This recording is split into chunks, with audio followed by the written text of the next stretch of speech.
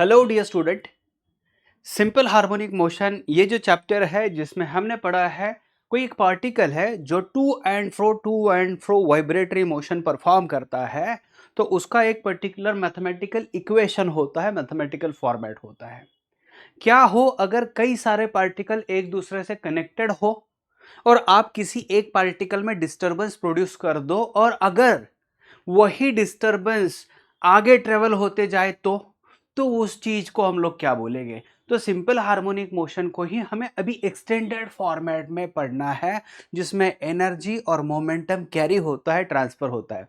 बच्चों, अगर डिस्टरबेंस है, that disturbance is travelling, propagating, है ना, इसी को हम वेव कह देंगे। Wave is in a simple short way a disturbance produced in a medium. Got it? Disturbance produced in a medium. यहां एक एग्जाम्पल के और तौर पर मैं आपको दिखा रहा हूं। एज एन एग्जाम्पल, यहां देखिए अलग अलग particles, these are connected by springs, और इनको कहीं ना कहीं ये कनेक्शन दिया है, दिख रहा है। अगर मैं किसी एक पार्टिकल में डिस्टरबेंस करा रहा हूं and as these all are connected, somehow these are connected, तो डिस्टरबेंस तो मैंने किसी एक में किया था, मैंने डिस्टरबेंस किसी एक को दिया है, और ये जो डिस्टरबेंस है लाइक सिंपल हार्मोनिक मोशन, ये प्रोपोगेट हो रहा है, हर एक पार्टिकल उसको कैरी कर रहा है, and that way the disturbance is getting propagated. Yes, that disturbance is nothing but a wave. तो यहां जो चीज हमें ध्यान में रखनी है वो क्या क्या है, समझ लो। शुरुआत में देखिए, in every wave a physical quantity y is made to oscillate at one point. जैसे इससे मैंने मान लीजिए कोई एक particular physical quantity, in the sense क्या हो गया, ये पार्टिकल है, मैंने along y axis disturbance produce कर दिया। या फिर कोई एक स्ट्रिंग है जो कनेक्टेड है to the other side on the wall, और जो स्ट्रिंग है that is tightly hold by you, और आपने इसमें ऊपर नीचे ऐसे डिस्टरबेंस प्रोड्यूस कर दिया। तो जैसे डिस्टरबेंस प्रोड्यूस कर दिया, ये डिस्टरबेंस आपको दिखेगा रोप पर इस तरीके से वेव फॉर्मेट में आगे जा रहा है। तो चीज ऐसी है, आपने क्या किया है, एक physical quantity y is made to oscillate at one point, okay, and gradually these oscillations of y propagates to other point. जो ऑसिलेशंस यहां पर है, जो डिस्टर्बेंस यहां पर है, these oscillations are propagated to other points also without transport of matter। किसी भी तरीके से यहां पर मैटर एक जगह से दूसरी जगह नहीं जा रहा। एज एन एग्जाम्पल, जो हम लोग स्ट्रिंग के बारे में बात कर रहे थे, तो जो स्ट्रिंग थी, स्ट्रिंग को मैंने जर्क दे दिया। अभी बच्चों देखिए, जैसे वेव पल्स आगे आगे जाएगी, ऐसा तो बिल्कुल नहीं होगा कि उस रोप पर के हर एक पार्टिकल या हर एक मॉलिक्यूल एक जगह से दूसरी जगह पर गया, ये बिल्कुल नहीं होने वाला है। एट द एंड वो जो स्ट्रिंग आपको दिख रही है ना, that will be as it is. मतलब स्ट्रिंग पर हर एक मॉलिक्यूल वहां के वहां पर ही है, वो कहीं भी एक जगह से दूसरी जगह पर नहीं गया। सिर्फ इन्होंने हेल्प किया है वो डिस्टरबेंस ट्रैवल कराने में। पार्टिकल ऊपर नीचे हो सकते हैं, आगे पीछे हो सकते हैं, लेकिन वो खुद की जगह छोड़कर कहीं दूसरी और नहीं जाने वाले। That will restore to its original position. तो फिजिकली यहां पर कहीं पर भी मैटर प्रोपोगेट नहीं हो रहा है, these are just propagating the energy. Okay, so transport of matter नहीं हो रहा है। In general wave also transport energy, energy transport हो रही है, and momentum in addition to oscillations of y. मतलब ऑसिलेशन टू वाई, यहां पर जो ऑसिलेशंस आपने प्रोड्यूस किया वो तो प्रोपोगेट हुआ, लेकिन जो एनर्जी आपने दी है, yes, that energy has transported, that momentum has got transported. चलिए, समझ में आ रहा है? तो यहां पर बच्चों तीन फिजिकल क्वांटिटीज के ट्रांसफर हो रहा है, जैसे हमने बात किया। पहले तो oscillations of Y, second energy and momentum. Not necessary like कि oscillations of Y, oscillations along X axis भी ले लो, कोई दिक्कत नहीं है।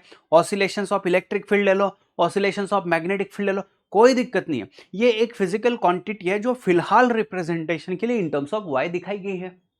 जैसे ही चैप्टर चेंज हो जाएगा, लाइक इलेक्ट्रोमैग्नेटिक वेव में मैं इलेक्ट्रिक फील्ड ले लूंगा या फिर मैग्नेटिक फील्ड ले लूंगा, तो उस तरीके से चेंजेस हो गए। लेकिन वाई फिलहाल के लिए जैसे समझ में आएगा उस हिसाब से अगर बात करूं, तो वाई फिजिकल क्वांटिटी है, राइट? आगे बढ़ते हैं।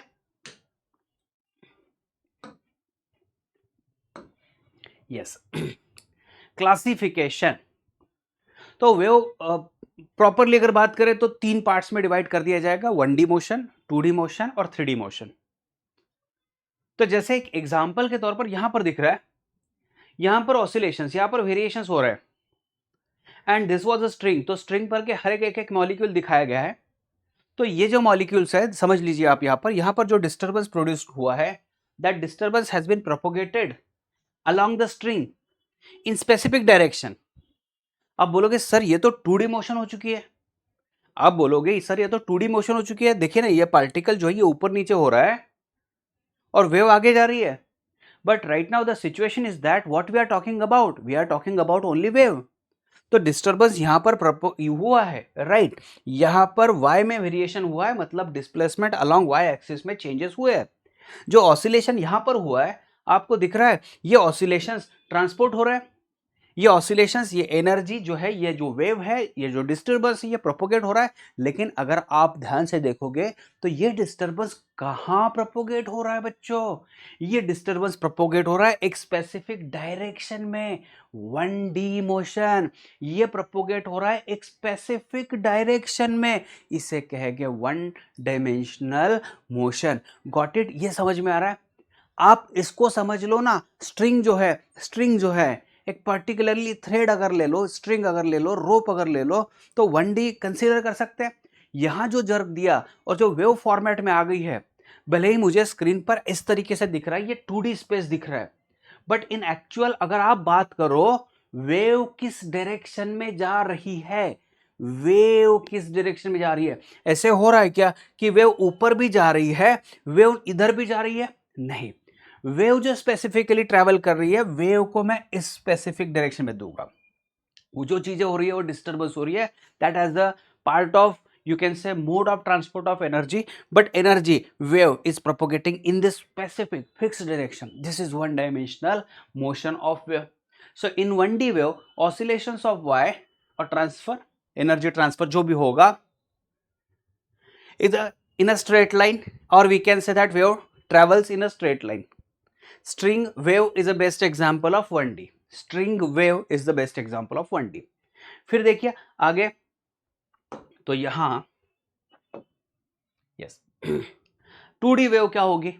आप पानी में पत्थर डाल दो, जो रिपल्स प्रोड्यूस हो रही है वो सरफेस वेव के बारे में अगर बात करूं, अगर सरफेस वेव के बारे में बात करूं, तो yes, surface wave can be treated as a 2D, क्योंकि वो जो होगा वाटर की जो पूरी ऊपरी ऊपरी लेयर होगी, सतह होगी, उस सतह पर ये डिस्टर्बेंस प्रोपोगेट हो रहा है, ये फॉरवर्ड डायरेक्शन में जा रहा है, right. So this you can treat, this you can consider, assume as a 2D motion of wave. फिर 3D क्या हो गया? फिर 3D क्या होगा? तो साउंड वेव है, जैसे एक ट्यूनिंग फॉर्क को वाइब्रेट करा दिया, तो साउंड जो है that is propagated in all 3D dimensions, in all 3 dimensions. तो ये हो गया 3D motion of a wave. Got it? So in 3D wave travel in a whole space. For example, अगर आपने बल्ब ऑन कर दिया या एक कैंडल ग्लो करवा दी, तो उसमें से जो लाइट निकल रहा है, is that travelling in only 1 direction? No, it is travelling in all 3D, right. ये पूरा के पूरा 3D स्पेस में हर तरफ जा रहा है। सेम वे साउंड हो रहा है। I hope you are understanding these all things, I hope. चलिए आगे बढ़ते हैं बच्चों। यस, तो एक एक को कैटेगराइज कर देते हैं। कई बार तो ऐसा हो जाता है कि शायद किसी बच्चे को ऐसा लग रहा होगा कि सर ये तो मुझे पता है, सही बात है, ये पता है, लेकिन हो सकता है कोई ना कोई 2-4 चीजें शायद आपको इसमें से एक एडिशनल पता चल जाए, कुछ ऐसी चीजें भी पता चल जाए, अरे हाँ यार ये तो स्किप हो गया था, ये मिस हो गया था, ये मुझे पता नहीं था। ठीक है, तो चलो इसको एक बार, जिनका हो गया है, जिनको पता है ये सारी चीजें, ये डिस्टर्बेंस के बारे में, तो yes, that is very good, this is as good as a revision session for the student. पर जिनके लिए कुछ भी पता नहीं है, जिनको पूरी तरीके से, जिन्होंने जीरो से स्टार्ट कर दिया, उनके लिए तो मैं बोलूंगा हाँ, इंपॉर्टेंट ही है। चलिए आगे बढ़ते हैं बच्चों। तो 2 कैटेगरीज में अभी फिलहाल तो हम बात करने वाले हैं वेव्स की, 2 कैटेगरीज के बारे में। एक जो होगा वो होगा ट्रांसवर्स वेव, और दूसरा होगा लॉन्गिट्यूडिनल वेव और लॉन्जिट्यूडिनल वेव। जैसे भी आप बोल दो, लॉन्गिट्यूडिनल या लॉन्जिट्यूडिनल, जैसे आपको बोलना है वैसे बोल दो, कोई दिक्कत नहीं। तो चलो शुरू करते हैं ट्रांसवर्स वेव। इसमें ऑसिलेशन ऑफ पार्टिकल जो है कुछ इस तरीके से, और जो वेव ट्रैवल हो रही है कुछ इस डायरेक्शन में ट्रैवल हो रही है। वेव का मतलब क्या है समझ लो, यहां पर मैंने इंटेंशनली एक स्टेटमेंट डाला है। वेव का मीनिंग क्या हो रहा है, देखिए वेव वेलोसिटी का मीनिंग क्या हो रहा है, तो wave velocity is the direction in which oscillations और energy and momentum transfer from one point to another point. Oscillations देखिए, भले ही ऑसिलेशन वर्टिकल हो रहा है, लेकिन ये ट्रांसफर आगे वाले को हो रहा है, फिर आगे वाले को ट्रांसफर हो रहा है, फिर आगे वाले को ट्रांसफर हो रहा है। मतलब ऑसिलेशन यहां से यहां ऑसिलेशन हो रहा है, लेकिन ये ट्रांसफर आगे वाले को हो रहा है, ट्रांसफर आगे वाले को हो रहा है। तो इससे आप बोल सकते हो wave of velocity in this direction, vibrations are perpendicular. बस वही चीज यहां पर दिखाई है। देखिए vibrations are like this one, और जो वेव है जो प्रोपोगेट हो रही है वो इस डायरेक्शन में हो रही है। तो आप बोल सकते हो वेव मोशन और oscillations, these two are perpendicular to each other in case of transverse wave. Example electromagnetic wave या फिर स्ट्रिंग वेव, जिसके बारे में अभी तक बात किया है, वो क्या होगा, ट्रांसवर्स। फिर नेक्स्ट इज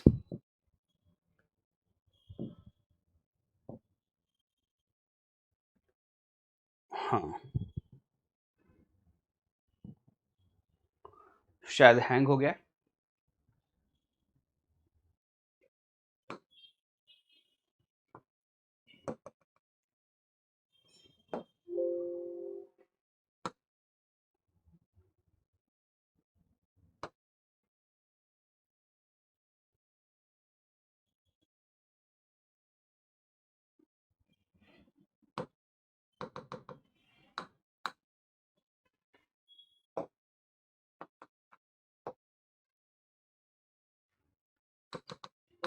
अच्छा जी, कोई बात नहीं, वापस शुरू कर देते हैं।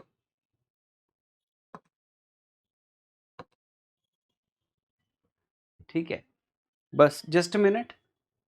इसमें कहाँ पहुंच गए हम लोग, यस। तो अभी सेकंड पॉइंट पर आते हैं बच्चों, लॉन्गिट्यूडिनल या लॉन्जिट्यूडिनल, कोई दिक्कत नहीं है, लॉन्गिट्यूडिनल या फिर लॉन्जिट्यूडिनल। इसमें जो डिस्टरबेंस हो रहा है, जो पार्टिकल ऑसिलेट हो रहा है, इस डायरेक्शन में हो रहा है, और एनर्जी जो है, एनर्जी भी इस डायरेक्शन में प्रोपोगेट हो रही है। तो वेव मोशन के बारे में अगर बात करूं तो वेव मोशन ऐसी जा रही है। वेव मोशन का मतलब जो एनर्जी मोमेंटम ट्रांसफर हो रहा है, या जो ऑसिलेशन ट्रांसफर हो रहा है, तो ऑसिलेशन इस सेंस में ट्रांसफर हो रहा है। और पार्टिकल के ऑसिलेशंस और वेव मोशन, पार्टिकल के ऑसिलेशंस और वेव मोशन दोनों एक ही सेंस में। देखिए पार्टिकल भले ही ऐसे ऑसिलेट हो रहा है, लेकिन इसका एनर्जी तो ट्रांसफर हो रहा है आगे आगे, इसका मोमेंटम तो ट्रांसफर हो रहा है आगे आगे। तो उस हिसाब से बात करें तो यस, यहां पर oscillations are along, oscillations are along the wave velocity, oscillations are along the wave velocity. So sound wave is a longitudinal wave, sound wave is a longitudinal wave, got it, sound wave is a longitudinal wave. चलिए इस पर तो अलग से chapter ही है हमको sound wave से related, उसमें और डिटेल में हमको जाना है, राइट बच्चों। चलिए आगे बढ़ते हैं। यहां पर भी मैकेनिकल और नॉन मैकेनिकल, ये वापस और नई चीज का आ गई। तो वापस से कोई नई चीज नहीं है, कोई नई चीज नहीं है, कोई नई चीज नहीं है। यहां पर क्या है, मैकेनिकल का मतलब ऐसे टाइप की सारी वेव्स जिनको खुद को प्रोपोगेट कराने के लिए मटेरियल मीडियम की रिक्वायरमेंट है, मटेरियल मीडियम की जरूरत जिनको पड़ती है, इस टाइप की जितनी भी वेव्स बन जाएगी। जैसे ट्रांसवर्स वेव के बारे में बात करूं तो रोप पर जो वेव थी, या सरफेस वेव, पानी के अंदर पत्थर गिर गया लेकिन पानी पर जो वेव फॉर्म हो गई है, तो या फिर साउंड जिसको मटेरियल मीडियम की रिक्वायरमेंट है। आप मून पर जाकर कितने भी जोर से चिल्ला दो, आपके साइड में कोई न्यूक्लियर बॉम्ब एक्सप्लोड हो जाए तो उसका भी साउंड आपके पास नहीं आने वाला। क्यों? क्योंकि वहां पर एटमॉस्फेयर नहीं है, और साउंड को प्रोपोगेट होने के लिए मटेरियल मीडियम की रिक्वायरमेंट होती है जो वहां पर नहीं है। और ये मैकेनिकल में मटेरियल मीडियम की जरूरत है, और नॉन मैकेनिकल में जिसमें मटेरियल मीडियम की रिक्वायरमेंट बिल्कुल नहीं होगी, मटेरियल मीडियम की रिक्वायरमेंट बिल्कुल भी नहीं होगी, ऐसे टाइप की वेव्स जो होगी उनको नॉन मैकेनिकल। तो कौन सी है, electromagnetic wave. From sun to earth we are receiving huge amount of light, light is nothing but an electromagnetic wave. तो ये जो आ रहा है हमारे पास, that is we are receiving from sun to earth, yes got it, we are receiving it and an empty space is in between sun and earth. इतनी huge empty space है, मटेरियल मीडियम की requirement नहीं है वहां पर, फिर भी still it is propagating. तो देखिए नॉन मैकेनिकल, ऐसे जरूर नहीं है, नॉन मैकेनिकल मटेरियल मीडियम से भी ट्रेवल हो सकता है और विदाउट मटेरियल मीडियम भी ट्रेवल हो सकता है। तो उसको ऐसी जरूरत नहीं है, हार्ड एंड फास्ट कोई रूल नहीं है कि भैया मटेरियल ही होना चाहिए, right. So non mechanical waves can travel with और विदाउट मीडियम, जैसे कि इलेक्ट्रोमैग्नेटिक वेव्स। आगे बढ़ते हैं। अच्छा, इतना सारा डिस्कशन तो हो चुका है कि आप जैसे ट्रांसवर्स वेव है, लॉन्जिट्यूडनल वेव है, और वेव का मतलब क्या होता है। तो एज इन शॉर्ट मैं आपको बोलूं तो ऑसिलेशन का ही एक्सटेंडेड चैप्टर अभी चल रहा है और मल्टीपल फैक्टर्स पर काम चलना शुरू हो जाएगा, राइट। तो ऐसे जैसे भी equation of travelling wave, y is a function of position of particle and time, इसको समझ लो। मैं अगर 1D के बारे में बात कर रहा हूं तो भले ही मैं डिस्टर्बेंस यहां पर y में दे रहा हूं, लेकिन wave propagating along x axis थी, तो यहां पर वेरिएशन इन y हो रहा है। तो जो वेरिएशन इन y हो रहा है वो वेरिएशन स्पेस में प्रोपोगेट हो रहा है, लेकिन ओनली अलोंग एक्स एक्सिस। तो 1D में क्या होगा, मुझे सिर्फ एक ही स्पेस कोऑर्डिनेट की रिक्वायरमेंट होगी x, और फिर दूसरा कोऑर्डिनेट जो टाइम, टाइम की तो जरूरत है, क्योंकि कौन सा टाइम पे क्या हुआ है इसके बारे में हमें इंफॉर्मेशन तो पता चलेगी कैसे। तो that means for 1D motion अगर आप बोलोगे तो पोजीशन ऑफ पर्टिकुलर टाइम, बस ये दो कोऑर्डिनेट्स की रिक्वायरमेंट है। अगर 2D है तो दो स्पेशल कोऑर्डिनेट्स की जरूरत पड़ेगी, लाइक YZ अगर है और टाइम है। 3D अगर है तो XYZ तीनों लग जाएगा और प्लस टाइम लग जाएगा। मतलब 1D में दो कोऑर्डिनेट की जरूरत है, एक टाइम कंपलसरी है और दूसरा फिजिकल स्पेशल जो होगा, physical special, special in the sense SPATIAL, special, space से रिलेटेड, उसकी जरूरत है। तो यहां पर वेरिएशन इन वाई, तो वेरिएशन इन वाई आप बोलोगे सर वाई है, तो वाई मैंने पहले ही बता दिया फिजिकल क्वांटिटी है। जैसे ईएम वेव्स में, ईएम वेव्स में मैं इलेक्ट्रिक फील्ड के बारे में बात करूंगा, तो electric field along x axis अगर जा रही है तो चलो अलोंग एक्स एक्सिस, लेकिन अगर बल्ब ऑन किया है तो वो तो सारे डायरेक्शन में लाइट जा रहा है, तो आपको किस डायरेक्शन में बात करना है तो उस पर हमें डिपेंड होता है। तो मैं सीधे इन शॉर्ट बता दूं, यहां पर इन 1D अगर बात करें तो एक स्पेस कोऑर्डिनेट लग जाएगा और एक टाइम लग जाएगा। 2D वेव अगर है तो दो स्पेस के कोऑर्डिनेट और एक टाइम लग जाएगा। अगर 3D है तो 3 स्पेस कोऑर्डिनेट्स लग जाएंगे XYZ की तरह और फिर एक टाइम लग जाएगा। तो हमें अभी जो बात करना है बच्चों, जो हमारा चैप्टर है वो हमें रेस्ट्रिक्ट कर रहा है बस एक ही चीज पर बात करने में। तो जैसे हमने स्ट्रिंग के बारे में बात किया, बस उसी पर हम लोग कंटिन्यूएशन करा देते हैं ना, हमें 2D ना 3D, हमें इस पर काम नहीं करना है। 2D पर तो बिल्कुल भी काम नहीं करना है। 3D में भी जो ईएम वेव्स और जो मैग्नेटिक वेव्स होगी, मैग्नेटिक फील्ड की वेरिएशंस होगी, वो ईएम वेव चैप्टर में चला जाएगा, वो भी इजी इजी है, ऐसे कोई दिक्कत वाली चीज वहां पर भी नहीं है। तो अभी करना क्या है, y is a function of position and time, मतलब पोजीशन और टाइम जैसा चेंज हो रहा है, y में जो बदलाव होगा वो हमें मिलने वाला है। अभी यहां पर देखिए, if the wave is in one dimensional then position of particle can be represented by single variable coordinate से x। In one dimensional wave y is a function of two variables x and t, तो ऐसे दिखाया जाएगा। जिनका mathematics नहीं है वो बच्चे थोड़ा सोच में पढ़ सकते हैं कि यार ये फिर फंक्शन ऑफ क्या हो गया। फंक्शन का मतलब इन शॉर्ट आप सीधा सीधा इतना ध्यान में रख लो, ये फंक्शन का मतलब एक मशीन की तरह काम कर रहा है, आप इनपुट दे दो ये आउटपुट मिल जाएगा। ये इनपुट डाला ये आउटपुट मिला, इनपुट और आउटपुट, बस ये इक्वल टू साइन बता रहा है। ये function of x and T, जैसे कि एक्स और टाइम में चेंजेस हो गए, बदलाव हो गए, वाई में भी बदलाव मिलने वाला है उस इन अकॉर्डेंस, ठीक है।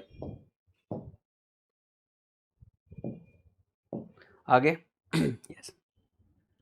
तो अभी सिचुएशन ऐसी बन चुकी है, देयर में B infinite number of functions which depends on x and T. हो सकता है ना, जैसे कि आप स्कूल में पढ़ लेते हो y equal to x plus t, ये एक इक्वेशन है। तो अभी बोलोगे यार x प्लस टी सर ऐड कैसे हुआ, क्योंकि x तो स्पेस से रिलेटेड, टाइम t से रिलेटेड है। मान लीजिए इसमें कोई कांस्टेंट मल्टीप्लायर होगा जिसके हिसाब से अज्यूम करके चलते हैं कि हाँ ये वैलिड है। कैसे वैलिड है समझ लीजिए। तो यहाँ पर x मान लीजिए डिस्टेंस है, मल्टीप्लाई बाय मैं ऐसे कर देता हूँ x into 1r plus time जो है मल्टीप्लाई बाय 1 मीटर। तो दिख सकता है नहीं ये मीटर मीटर इस तरीके से, तो y भी कुछ इस तरीके से मिल जाएगा मुझे, जो कि डिस्टेंस इंटू टाइम पर डिपेंड होगा। फिलहाल ये तो थोड़ा गलत एग्जांपल हो गया एक्चुअल में देखा जाए तो, ठीक है। मैं ऐसे बोलना चाहता हूँ यहाँ पर ये डायमेंशनली करेक्टेड है ऐसा अज्यूम करके चलो, कुछ ना कुछ नंबर्स जुगाड़ कुछ ना कुछ ऐसा किया होगा कि y as x plus t represent करा दिया गया। तो अगर ऐसे होता है, अगर इक्वेशन वैलिड है मान के चलते हैं, डायमेंशनली वैलिड है मान के चलते हैं, तो अगर ऐसा है तो क्या ये वेव से रिलेटेड है? या फिर y equal to x t t cube x square या ऐसे है तो क्या ये वेव से रिलेटेड है? तो बच्चों कोई भी इक्वेशन अगर दिया गया है तो वो रियली वेव से रिलेटेड है या नहीं है, इसके लिए 3 कंडीशंस हमें स्टडी करनी है। तो all functions will not be represented as a wave function, सारे के सारे वेव फंक्शन नहीं हो सकते हैं। तो इंपॉर्टेंट कंडीशन क्या, उस पर मैं बात करूंगा। यहां पर only those functions of x and T which satisfies following 3 condition, उसमें से मैंने एक कंडीशन दे दिया। अभी इतनी बड़ी कंडीशन स्क्रीन पर देखने के बाद में ऐसा लगेगा कि यार इतना बड़ा मतलब इक्वेशन, डेरिवेटिव्स, डबल डिफरेंशिएशन यहां पर आ गया, तो दिक्कत वाली कोई चीज नहीं बच्चों। देखिए क्या है, जैसे कि मैं अगर बात करूं, कोई एक इक्वेशन है y इक्वल टू, मैं जनरल इक्वेशन डाल देता हूं, जैसे कि y equal to a sine omega T minus के एक्स, कुछ है इक्वेशन, समझ लो फिलहाल के लिए। तो क्या आप as a part of mathematics का थोड़ा बहुत हिस्सा इसमें इस्तेमाल कर सकते हो? अभी ये डेल क्या आ गया, तो देखिए क्या होगा, ये टाइम और डिस्प्लेसमेंट दोनों पर डिपेंड है, मतलब ये पोजीशन पर भी डिपेंड है और टाइम पर भी डिपेंड है। तो क्या मैं del Y by del T कर सकता हूँ? हाँ कर सकता हूँ। क्या मैं वापस से इसको डिफ्रेंशिएट कर सकता हूँ? हाँ कर सकता हूँ। क्या मैं इसको with respect to x differentiate कर सकता हूँ? हाँ कर सकता हूँ। Del two Y by del x square कर सकता हूँ? कर सकता हूँ। अगर मैं ये कर सकता हूँ, अगर मैं ये कर सकता हूँ और इन दोनों के बीच में एक रिलेशन मिल जाए, जैसे कि k is nothing but v square, तो मैं यहां पर वी स्क्वायर डाल देता हूं, कोई दिक्कत नहीं है। अगर del two Y by del T square is equal to we square del two Y by del x square, ऐसी कोई टर्म आ गई है, ये दोनों इक्वेट हो रहा है, समझ लो ये दोनों इक्वेट हो रहा है, ये दोनों इक्वेट हो रहे हैं, सिर्फ एक और एडिशनल टर्म यहां पर मल्टीप्लायर ऐसा आ गई है, जिसको हम लोग वी स्क्वायर बोल लेंगे। अगर ये इक्वेशन सेटिस्फाई होता है, अगर ये चीज सेटिस्फाई होती है, तो हम बोल सकते हैं कि हाँ ये कहीं ना कहीं वेव को रिलेट कर रहा है, वेव को रिप्रेजेंट कर रहा है। तो ये एक कंडीशन है बच्चों, समझ लो, नॉट नेसेसरी कि ये सारी की सारी कंडीशन है। फिर सेकेंड टर्म क्या है, सेकेंड बात करते हैं। ये del two Y by del T square क्या होता है, तो समझ लो बच्चों, मैं जैसे एक इक्वेशन आपको दिखाया था, y इक्वल टू मान लीजिए a sine omega T minus के एक्स था, क्या है कौन है अभी नहीं ध्यान देना। तो double differentiation with respect to time जो ये कहीं ना कहीं वो जो ऑब्जेक्ट, जैसे आपको शुरुआत में मैंने वेव दिखाई थी, इस तरीके से वेव थी, तो वेव जो है, वेव जो पार्टिकल है, तो पार्टिकल ऑसिलेट कर रहा है, तो पार्टिकल का मैक्सिमम एक्सेलरेशन से रिलेटेड या एक्सेलरेशन से रिलेटेड, सॉरी, ये एक्सेलरेशन से रिलेट कराएगा। तो जो ऑसिलेशंस बन रहा है, ऑसिलेशंस में जो पार्टिकल है, पार्टिकल का एक्सेलरेशन, उसको ये रिलेट करा रहा है। तो अभी देखिए ना, ये है तो पार्टिकल यहां पहुंचा है, अगर कुछ इस तरीके से वेव होगी, पार्टिकल यहां पर है, ये पार्टिकल यहां पर है, तो ये पार्टिकल अगर ये नीचे आ रहा है या ये ऊपर जा रहा है, तो particle right now is accelerating, तो इनका एक्सेलरेशन से रिलेशन जो होगा, देखिए एक्सेलरेशन के बारे में और आगे हमें बात करना है, तो फिलहाल ये समझ लो, ये पार्टिकल ऊपर नीचे अगर हो रहा है, it means in simple harmonic motion this were accelerating, तो ये कहीं ना कहीं एक्सेलरेशन से रिलेट कर रहा है। So acceleration of element of string on which wave is moving. फिर ये क्या आ गया, तो वेव मुझे कुछ ना कुछ तो दिखने वाली है, वेव मुझे कुछ ना कुछ तो दिखने वाली है। तो अगर वेव दिखती है और ये double differentiation of y with respect to x अगर आता है, अगर ये वैल्यू पॉजिटिव आती है तो कॉन्केव अप कुछ इस तरीके से मिलने वाला है, अगर ये निगेटिव आती है तो मुझे ये कॉन्केव डाउन मिल जाएगा।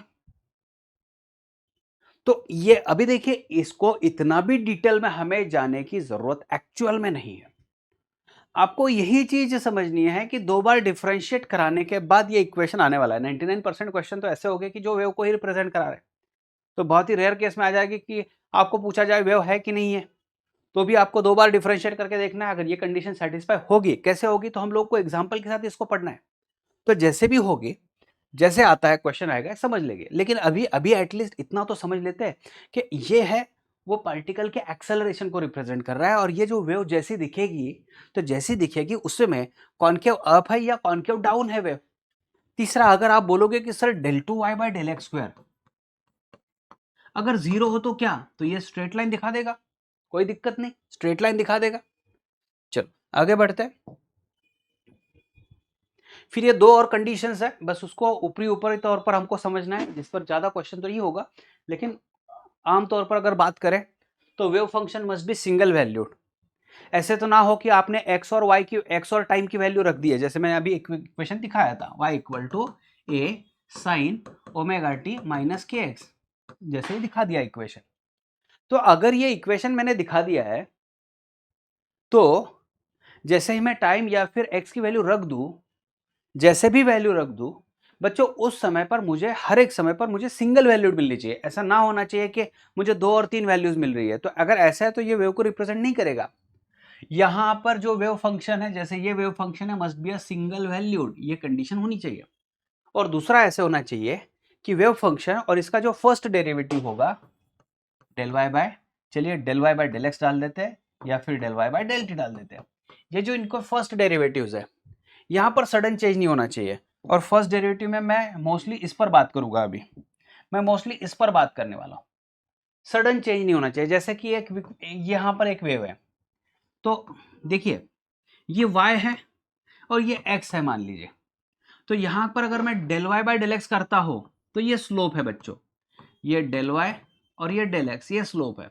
यहां पर अगर बात करते हैं तो यस, यहां पर स्लोप मिलना है तो del y by del x. यहां पर टेंजेंट निकाल देता हूं तो यहां पर स्लोप है डेल वाई और ये डेल एक्स।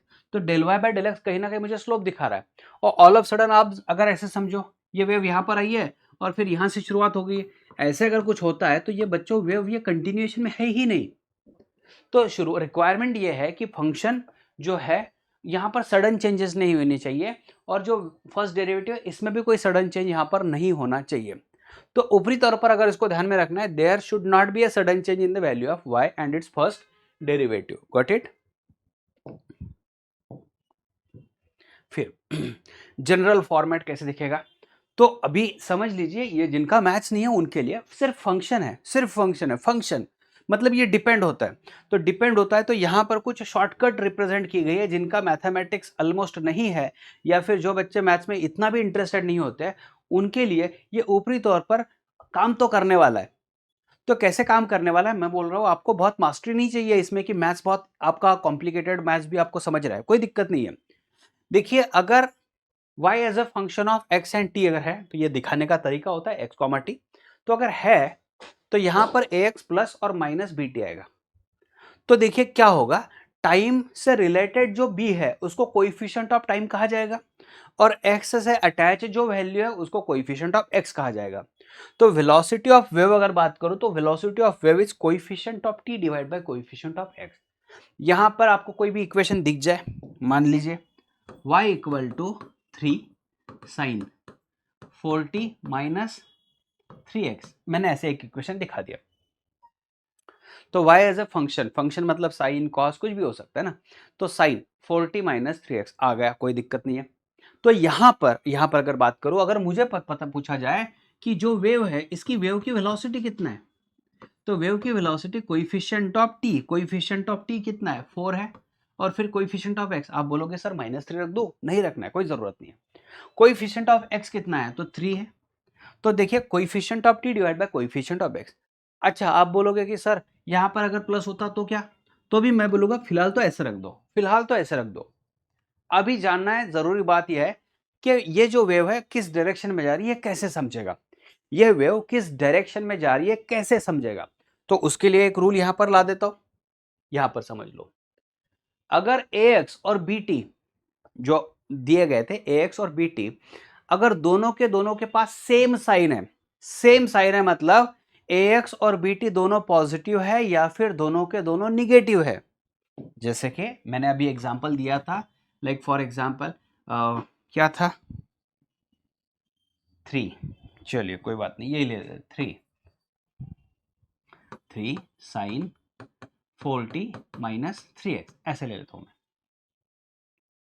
इसमें से हाँ, अगर दोनों पॉजिटिव है या फिर -4t माइनस 3t दोनों निगेटिव, सॉरी -40 -3x, दोनों निगेटिव है। अगर दोनों के दोनों पॉजिटिव है या दोनों के दोनों निगेटिव है, इसका मतलब हो रहा है the wave is travelling in negative x direction. It is travelling in a negative x direction. It is travelling in a negative x direction. Meaning समझ में आ रहा है? It is travelling in a negative x direction. और अगर इसमें से एक भी या फिर इसमें से देखिए एक भी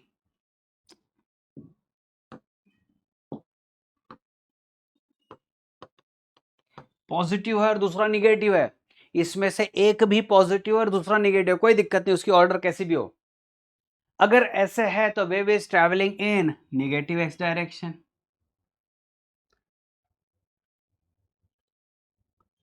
हाँ, यहां पर the wave is travelling in positive x direction. क्या आना चाहिए? The wave is travelling in positive x direction, negative नहीं होना चाहिए था। If one is positive and other negative, the wave is traveling in positive x direction. The wave is traveling in what? Positive x direction ले लीजिए। ये negative वाला समझ में आ रहा है? दोनों में अगर दोनों पॉजिटिव है या दोनों निगेटिव है तो कंपलसरी निगेटिव एक्स डायरेक्शन। अगर एक पॉजिटिव दूसरा निगेटिव है तो कंपलसरी पॉजिटिव एक्स डायरेक्शन। मैं अभी एग्जांपल को ला लेता हूँ। y equal to A sine omega T minus के एक्स। चलिए बता दीजिए in which direction it is travelling? Negative X direction. y equal to A sine omega T plus K X, बता दीजिए कहाँ जा रहा है? In positive x direction. ये जा रहा है in positive x direction. Got it? Extremely sorry, in negative X direction. ऊपर वाला कहाँ जा रहा है? Positive x direction. Extremely sorry, ऊपर वाला कहाँ जा रहा है? Positive x direction. और नीचे वाला कहाँ जा रहा है? Negative X direction. Alternate method of understanding wave equation. Wave equation किस तरीके से तैयार किया जाता है उस पर थोड़ा बात करते हैं। मान लीजिए 0 less than T less than delta T, ये एक सिचुएशन है और ये x इक्वल टू 0 है। अब ये क्या भला है? तो जहां मैंने इसको रोप को होल्ड करा के रखा था वहां पर मैंने वेव को पल्स एक प्रोवाइड किया है ना, एक बम्प प्रोवाइड किया, वहां पर एक पल्स प्रोवाइड किया। तो पल्स प्रोवाइड किया तो पल्स जो है 0 और डेल्टा टी इस टाइम के बीच में तैयार हो चुकी है। मतलब टाइम टी में ये तैयार हो चुकी है और लोकेशन मेरा x था। अभी जो डिस्टर्बेंस मैंने तैयार किया वो डिस्टर्बेंस विद वेलोसिटी भी ट्रेवल कर रहा है आगे आगे।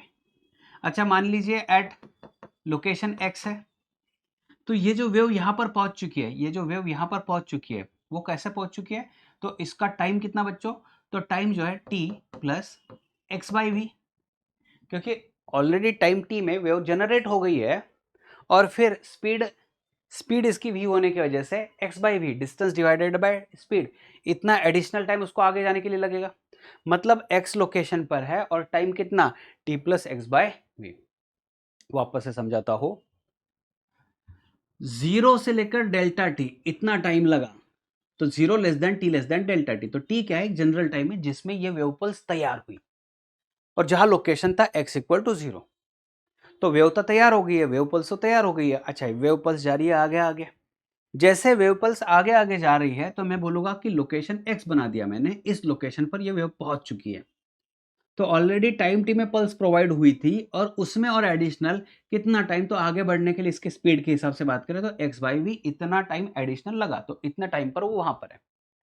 मैं रिवर्स मैकेनिज्म के बारे में अगर बात करूं, जैसे कि पहले तो इस पर बात कर देते y 0 कॉमा टी अगर बात करें तो it is equal to function of t only, क्योंकि x तो 0 है ना। अच्छा, y x कॉमा टी के बारे में बात करते हैं अभी, x कॉमा टी के बारे में। अच्छा, आप बोलोगे सर ये तो t है, t प्लस डेल्टा टी रख दूं क्या, या t प्लस एक्स बाई भी रख दूं क्या? नहीं रखना है। अभी समझ लो क्या करना है, मुझे क्या बताना है। मुझे अगर ये बताना है, मैं ऐसे बोलूंगा कि अगर एट x ये t plus x by v पर पहुंचता है तो मैं उल्टा भी सोचूंगा। और क्या सोचूंगा? मैं इसको निकाल देता हूं अभी और मैं ऐसे सोचता हूं, अगर यहां पर वेव टाइम टी पर होती, अगर यहां पर वेव टाइम टी पर होती तो x इक्वल टू 0 पर wave t minus x by v पर होती। अगर यहां वेव टाइम t पर जनरेट हुई है तो मतलब 0 पर ऑलरेडी ये पहले t minus x by v इस टाइम में तैयार हुई होगी। तो उस हिसाब से और समझ रहा है क्या? समझ रहा है क्या? देख लो, मैंने शुरुआत ऐसी की बच्चों, कोई दिक्कत नहीं। यहां पर देख लीजिए, वापस एक बार बता रहा हूं, 0 less than T less than delta T, मतलब टाइम टी मेरे लिए इंपॉर्टेंट है, और लोकेशन एक्स इक्वल टू 0। तो अगर ये वेव एक्स पर पहुंच चुकी है तो टाइम टी प्लस, क्योंकि इसका स्पीड भी है, तो एक्स बाई वी, इतने टाइम पर ये वेव यहां पर पहुंच चुकी है। अभी मैंने उल्टा सोचना शुरू कर दिया। मैंने बोला कि अगर इस टाइम को मैं टी मान के चलता हूं, तो वेव यहां पर, इसके फिर थोड़ा पहले, कितना टाइम पहले, तो t minus x by v time पर होती। मतलब y at x comma t is equal to y at x equal to 0 comma time की जगह पर t minus x by v is equal to function of t minus x by v डाल देता हूं मैं। ये वापस से कहां आ गया? क्या आ गया? समझो, या इसी को ही ये दोनों सेम कैसे दिखा दिया, तो इसका मतलब ये है, जो एम्पलीट्यूड है, ये वाई डिस्प्लेसमेंट वाला एम्पलीट्यूड, ये जो पल्स है, ये पल्स यहां पर पहुंच चुका है। तो ये जो पल्स मुझे x, t पर मिल रहा है, वही पल्स मुझे x, 0 और t minus x by v पर मिलता था। तो इज इक्वल टू मैं function of t minus x by v रख देता हूं, क्योंकि x इक्वल टू है 0। तो जैसे मैंने यहां पर रख दिया था, वैसे मैंने यहां पर रख दिया। तो बच्चों, समझने वाली ये चीज है, ये जो वेव है, ये वेव इज ट्रैवलिंग, कहां ट्रैवल कर रही है? ट्रैवल तो कर रही है राइट में, पॉजिटिव एक्स डायरेक्शन में। तो पॉजिटिव एक्स डायरेक्शन में ट्रैवल कर रही है, तो मुझे यहां पे मिल गया माइनस साइन। आप बोलोगे सर आपने तो बोला था टाइम और डिस्प्लेसमेंट, इनके कोएफिशिएंट जो होते हैं उनका रेशो क्या होता है? वेलोसिटी। तो होता है क्या? देख लो, तो velocity of wave, coefficient of T 1 है और coefficient of x 1 by v है। आ गया वी, चलो कोई बात नहीं। ये जनरल फॉर्मेट है, इस पर कोई दिमाग ज़्यादा लगाने की ज़रूरत नहीं है। आपको जो ऑलरेडी मैंने रूल बता दिया, बस उस पर ध्यान दो। अगर दोनों एक्स और बी टी जो है, या फिर हाँ, एक्स और बी टी जो है, दोनों अगर पॉजिटिव है या दोनों निगेटिव है, wave is travelling in negative X direction. अगर दोनों में से एक पॉजिटिव दूसरा निगेटिव है, तो wave is travelling in a positive x direction. ठीक है, चलो यहाँ एक इक्वेशन है, prove that equation y equal to A sine omega t does not satisfy wave equation. चलिए ठीक है, del Y by del x कर देते हैं, इसमें x नहीं है तो 0, तो भैया del two Y by del x square भी कितना आ जाएगा? ये भी 0 ही आने वाला है। Del Y by del T कर देते हैं, कितना आ गया? A omega cos omega T. Del two Y by del T square करा देता हूं, माइनस ए omega square sine omega T. जैसे हमारा इक्वेशन था, del two Y by del T square is equal to we square del two Y by del x square. तो ये equation कहीं मिल रहा है क्या? कहीं पर भी? ये देखिए, ये तो 0 है और इसके कहीं ना कहीं वैल्यूज है, तो ये मैच नहीं कर रहा है। मतलब अब सीधे सीधे बोल दो, इक्वेशन सेटिस्फाई नहीं हो रहा है, इक्वेशन सेटिस्फाई नहीं हो रहा है। 2 बार डिफरेंशिएट कर दिया विथ रिस्पेक्ट टू एक्स तो 0 आ गया, 2 बार डिफरेंशिएट कर दिया विथ रिस्पेक्ट टू टाइम तो आंसर है। But this is not representing a wave. ये एसएचएम हो सकता है किसी एक सिंगल पार्टिकल का। फिर सेकंड क्या है, इन्होंने बोला है wave pulse is described bye, तो अभी दिमाग नहीं लगाना है। इन्होंने बोल दिया है wave pulse is represented by, तो चलो ठीक है, wave pulse is represented by, पहले इसको निकाल देता हूं। तो wave pulse is represented by, कोई बात नहीं, इन्होंने बता दिया तो बता दिया, चलिए ठीक है। What is the speed of this wave? सबसे पहले तो कहां पर जा रही है? तो देखिए, यहां पर x के साथ जो है और ये ct जो है, तो एक पॉजिटिव है और दूसरा निगेटिव है ना, क्योंकि यहां इनके बीच में निगेटिव साइन है। तो wave is travelling in positive x direction, wave is travelling in which direction? Positive x direction. Speed के बारे में बात करूं तो coefficient of t divide by coefficient of x b, metre per second दे देते हैं। चलिए आ गया, अगर मीटर पर सेकंड में है तो मीटर पर सेकंड, मिलीमीटर होगा तो मिलीमीटर में दे देते हैं। ठीक है आगे, चलिए फिर वापस से इन्होंने बोला है equation of wave travelling on a string stretched along x axis is given by. तो फिर से दिमाग नहीं लगा रहे, इन्होंने बोल दिया तो बोल दिया, चलो ठीक है, इन्होंने बोल दिया कि ये वेव का इक्वेशन है तो हाँ है इक्वेशन ऑफ वेव। फिर पूछा है right dimensions of A and T. चलो ठीक है, देखिए एक्सपोनेंशियल जो होता है वो डायमेंशन लेस होता है, तो डायमेंशन लेस हो गया, तो अगर ए एक्स बाय ए है तो एक्स अगर लेंथ है तो ए भी डायमेंशन ऑफ ए भी लेंथ ही होना चाहिए। अगर ये टाइम टी है तो डायमेंशन ऑफ कैपिटल टी भी ऑफ टाइम ही होना चाहिए। और देखिए y इक्वल टू ए, क्योंकि ये एक्सपोनेंशियल डायमेंशन लेस है तो इससे मुझे सिर्फ नंबर मिलने वाला है, तो इक्वल टू साइन ये बता रहा है अगर y डिस्प्लेसमेंट है तो a भी डिस्प्लेसमेंट है, तो डायमेंशन ऑफ a लेंथ का ही होगा। क्या समझ में आया? एक्सपोनेंशियल डायमेंशन लेस था तो उससे नंबर ही मिलने वाला है, और डायमेंशन लेते तो x बाय a, तो x और a दोनों डायमेंशन सेम है, small t by capital t उनके भी डायमेंशन सेम हो गए, मतलब स्मॉल t और कैपिटल टी इनका डायमेंशन सेम होगा। y equal to a, exponential तो नंबर मिल गया, तो y इक्वल टू ए का भी डायमेंशन लेंथ का आ गया।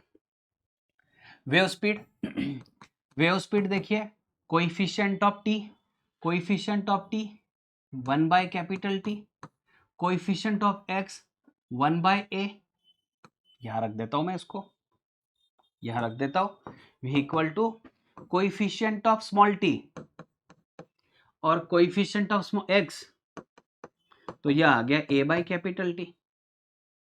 The direction in which wave is travelling, देखिए यहां पर देखिए दोनों पॉजिटिव है, तो पॉजिटिव है मतलब क्या, निगेटिव x डायरेक्शन में वेव ट्रैवल कर रही है।